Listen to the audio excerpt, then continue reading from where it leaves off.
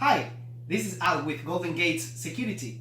Today I'm going to show you how to replace the battery on your device. To replace the batteries on your door or window sensor that looks like this one, normally located on your door frame or window frame, first thing you have to do is to locate this push-in button that should be in one of the shortest end of the sensor and gently push and pop open.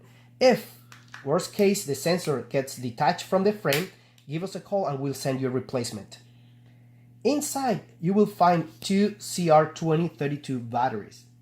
To remove them, locate this metal lid, and you can use my favorite, the flat small screwdriver, or even a paper clip to push back that metal lid and then pop out the battery. To insert the new battery, it's very important that you first put the battery underneath the metal lid on the top and then just click in the battery.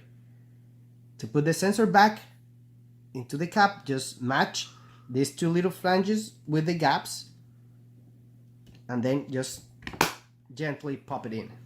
And that's how you replace the batteries on your door window sensor. Remember, always use 2032 batteries. And if you have any further questions, do not hesitate to call us at 281-777-0300. Once again, this is Al with Golden Gates Security.